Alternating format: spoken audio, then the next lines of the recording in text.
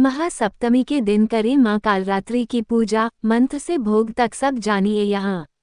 शारदीय नवरात्रि की महासप्तमी के दिन कालरात्रि माता की पूजा पूरे विधि और विधान के साथ करनी चाहिए। पुराणों के अनुसार इनके पूजन से अद्भुत समस्त प्रकार के भय का नाश होता है।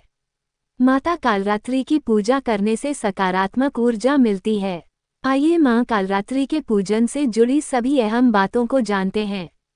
दुर्गात्सव के 6 दिन बीत चुके हैं। नवरात्रि में मां जगत जननी दुर्गा देवी के 9 अलग अलग स्वरूपों या अवतारों का पूजन पूरे विधि विधान से किया जाता है।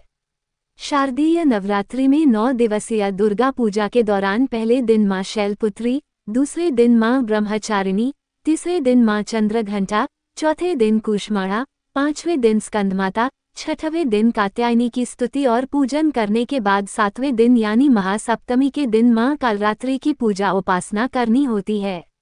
यहाँ पर हम आपको देवी कालरात्रि की पूजा से जुड़ी सभी जानकारी उपलब्ध करा रहे हैं। उनके मंत्र से लेकर पूजा विधि, कथा, भोग और आरती तक सब कुछ यहाँ आपको बताएंगे। कालरात्रि का अर्थ क्या है? कालरात्रि माँ दुर्गा का रौद्र रूप है। इन्हें माँ काली या कालिका के नाम से भी जाना जाता है। कालरात्रि नाम का मतलब देवी जो काली रात की तरह हैं। कालरात्रि का शाब्दिक अर्थ है जो सबको मारने वाले काल की भी रात्रि या विनाशिका हो।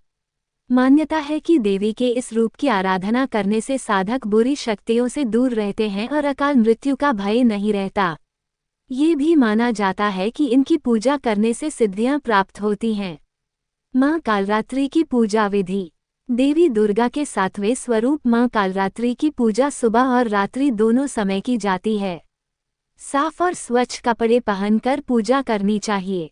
इसके बाद सभी देवताओं की पूजा के बाद मां कालरात्रि की पूजा भी करनी चाहिए। लाल चंपा के फूलों से मां कालरात्रि प्रसन्न होती हैं। लाल चंदन, केसर, कुमकुम आदि से माता का तिलक करें। अक्षत चढ़ाएं और माता के सामने सुगंधित धूप और अगरबत्ती आदि भी लगाएं। इसके अलावा आप मां कालरात्रि की रुद्राक्ष की माला से मंत्रों का जाप करें। ये भी बहुत फलदायी होता है। मां कालरात्रि का ध्यान मंत्र। महाशक्ति मां दुर्गा का 7वां स्वरूप है कालरात्रि। मां कालरात्रि काल का नाश करने वाली है, इसी वजह से इन्हें कालरात्रि कहा जाता है।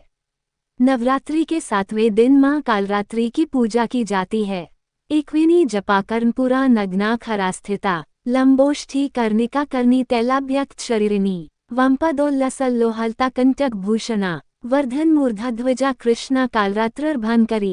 ओम कालरात्र्यै नमः। जय त्वं देवी चामुंडे, जय भूतार्ति हारिणी, जय सार्वगते देवी कालरात्रि नमोस्तुते। ओम ऐ सर्वाप्रश्मन् त्रैलोक्यस्य अखिलेश्वरी एवमेव त्वथा कार्यस्मद् वैरिविनाशनम नमोसे। ओम। मां कालरात्रि का भोग। ऐसी मान्यता है कि देवी मां कालरात्रि को गुड़ से बनी चीजें बेहद प्रिय हैं। ऐसे में माता के इस स्वरूप को गुड़ से बने भोग प्रसाद अर्पित करने चाहिए।